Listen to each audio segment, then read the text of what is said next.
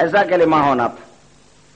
رسول ہیں بولنے کا مطلب یہ کہ آپ اب بھی برسر عہدہ ہیں۔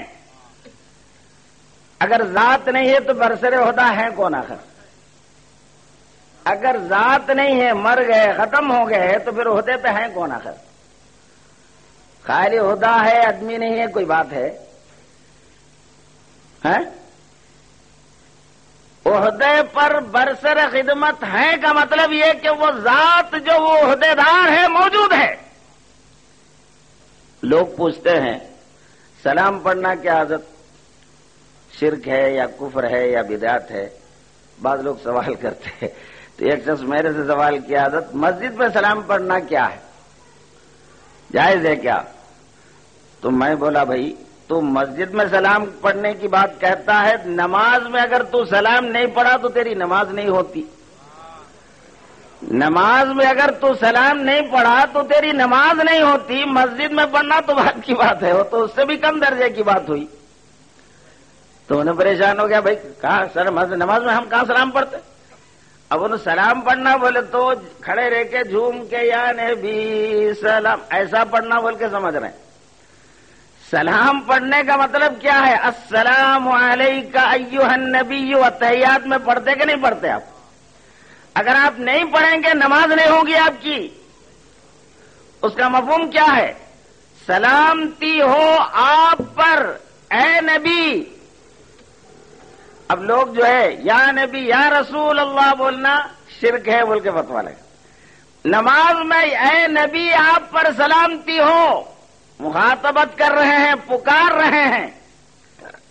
نماز میں اللہ فرض کیا ہے یہ، جو قیامت تک جاری ہے، کوئی منافق یا کوئی مخالف اس کا انکار نہیں کر سکتا۔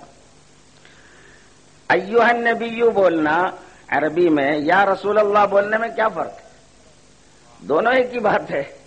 ایھا النبی اگر عربی کے قواعد گرامر کے لحاظ سے اگر گفتگو کرے تو جو لفظ الف لام سے شروع ہوتا ہے اس سے پہلے ندا کے لیے ایھا کی مخاطبہ لائی جاتی ہے۔ ایھا النبی، ایھا الرسول، یا الرسول نہیں بولتے، ایھا الرسول بولتے، چونکہ الف لام اس کے شروع میں ہے۔ اگر بغیر الف لام کا کلمہ ہوتا تو یا رسول یا نبی ایسا بول سکتے ہیں۔ تو چونکہ النبی کا لفظ آیا ہے اس لیے اس کے لیے یا کے بجائے ایھا، دونوں بھی مخاطبت پکارنے کے لیے، بلانے کے لیے، آواز دینے کے لیے استعمال ہوتا ہے۔ ایھا النبی، اے نبی آپ پر سلامتی ہو۔ کس کو بول رہے ہیں آپ؟ معلوم ہوا کہ سرکار نماز میں تمہارے سامنے موجود ہیں، بلکہ تم میں موجود ہیں۔ حضرت شیخ محدث دہلوی رحمۃ اللہ علیہ فرماتے ہیں، سرکار حضرت امام غزالی رحمۃ اللہ علیہ احیاء علوم الدین میں ارشاد فرماتے ہیں، جب تم التحیات میں السلام علیکہ ایھا النبی پر جب پہنچو تو تصور میں یہ لاؤ کہ میں رسول کو، تصور میں سرکار کو لاؤ اور یہ سمجھو کہ میں سرکار کو سلام عرض کر رہا ہوں۔ اس طرح آپ سے مخاطب ہو کر آپ کو سلام عرض کرو۔ تو بعض لوگ بولتے بھائی ہم ایسا مخاطب وغیرہ نہیں کرتے، چونکہ ایسا پڑھنے کا حکم دیا گیا ہم پڑھ لیتے ہیں خالی۔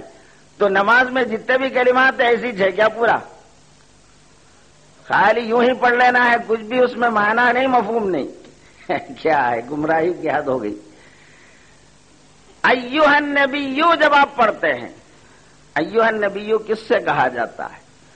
اور آپ کو معلوم ہونا چاہیے اللہ کا یہ دستور ہے کہ ہر قوم میں نبی آئے، جب وہ نبی گزر گئے، نبی کو اللہ نے اٹھا لیا تو دوسرے نبی کو مبعوث کرے، کیونکہ قوم کی ہدایت کے لیے نبی کا ان میں موجود رہنا ضروری ہے۔ وَلِكُلِّ قَوْمٍ ہَادٍ، ہر قوم کے لیے ایک ہادی۔ سرکار تو خاتم النبیین، سارے نبیوں میں آخری نبی۔ اب آپ کے بعد کوئی نبی نہ ہوگا، نہ ہو سکتا ہے۔ اگر کسی نے کسی اور کو نبی کہا وہ کافر ہو جائے گا، مسلمان سے، اسلام کے دائرے سے خارج ہو جائے گا۔ تو آپ کے بعد جب کوئی رسول نہیں، کوئی نبی نہیں، قیامت تک آپ ہی کی نبوت کو جاری ہونا ہے، تو بظاہر موت جو جسم پر طاری ہونا ہے، وہ طاری ہونے کے باوجود امت میں آپ موجود ہیں، زندہ ہیں، اور آج بھی آپ کے فیض سے امت مستفید ہو رہی ہے۔ اس لیے حیات النبی کے قائل سرکار زندہ ہیں۔ خود صحابہ تعجب سے، چونکہ اس میں صحابہ میں بھی دیہات سے آئے ہوئے کچھ لوگ بھی ہوتے تھے جو عموماً بہت سی چیزوں سے واقف نہیں ہوتے تھے، جب سرکار نے یہ ارشاد فرمایا کہ تم میں سے کوئی مجھ پر سلام کہتا ہے تو میں اس کا جواب دیتا ہوں، تو صحابی نے پوچھا کہ یا رسول اللہ آپ کیسے جواب دیں گے؟ آپ تو مٹی میں مل کے ختم ہو چکے ہوں گے، تو کس طرح جواب دیں گے؟ تو سرکار نے فرمایا فَنَبِيُّ اللَّهِ حَيٌّ يُرْزَقُ، اللہ کے نبی زندہ ہوتے ہیں، انہوں نے رزق دیا جاتا ہے۔ اور ایک جگہ حدیث شریف میں فرمایا کہ زمین پر اللہ نے نبی کے جسم کو چھونے سے حرام قرار دیا ہے، نبی کے اجسام زمین میں محفوظ ہوتے ہیں ان کے قبروں میں۔ تو بہرحال سرکار دو جہاں صلی اللہ علیہ وسلم کی حیات کا ہر مسلمان تو قائل ہے، ورنہ ہمارا اسلام ہاتھ سے نکل جاتا۔ تو آپ کی عظمت، اللہ تعالی نے کیسے عظیم نبی کی ہمیں امت بنایا ہے، اس کا احساس ہم کو ہونا چاہیے۔ تو اللہ تعالی جو آپ کے خالق ہیں، جو آپ کا پیدا کرنے والا ہے، کس شان سے، کس درجے سے آپ کو بنایا ہے، اس کا اندازہ کریں آپ۔ عموماً لوگ جو گمراہ ہوتے ہیں لفظ کا ترجمہ پڑھ کے گمراہ ہوتے ہیں۔ محمد الرسول اللہ، محمد صلی اللہ علیہ وسلم اللہ کے رسول ہیں۔ اب رسول کا معنی کیا کرتے ہیں؟ پیغام پہنچانے والا، لفظی جو ترجمہ ہوتا ہے، کوئی پیام کا پہنچانے والے کو رسول، قاصد، نمائندہ۔ تو اللہ کبھی تو ایسا ہوتا ہے پیغام لانے والا اتنا اہم نہیں ہوتا، جس کو پیغام دیا جا رہا ہے وہ پیغام لانے والے سے بھی اہم ہو جاتا ہے۔ کبھی کبھی پیغام کے عنوان میں ایسی ہوتا ہے۔ تو پیامبر، پیغمبر کا ترجمہ پیغمبر، پیامبر، پیغام پہنچانے والے۔ تو رسول کیا ہے؟ پیغام پہنچا دیے، ختم، ان کی ڈیوٹی ختم، ان کی کیا اہمیت ہے؟ نعوذ باللہ، نعوذ باللہ۔ اس طرح سرکار کی عظمت کو ترجمہ کر کے گھٹانے کی کوشش کرتے ہیں لوگ، جبکہ اسلام میں رسول کا جو مفہوم ہے وہ خالی پیغام رسانی کرنے والے کا نہیں ہوتا۔ صرف پیغام پہنچانے والے کو رسول نہیں کہا اسلام نے، بلکہ رسول کے لیے اللہ تعالیٰ نے کیا فرمایا ہے؟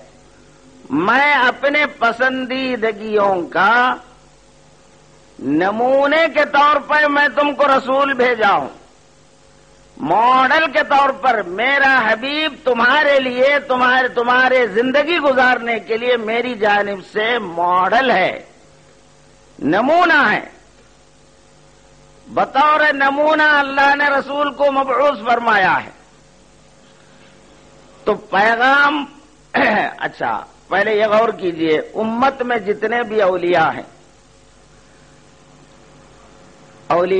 قطب ہیں، غوث ہیں، بڑے بڑے درجے کے، جیسے حضور خواجہ غریب نواز سرکار ہیں، بندہ نواز سرکار ہیں، حضور غوث پاک ہیں، ان کی کرامتیں، ان کی شخصیتیں پوری قوم مانتی ہے اور جانتی ہے، بلکہ ہندو مسلم تمام لوگ ان کی عظمتوں کے قائل ہیں۔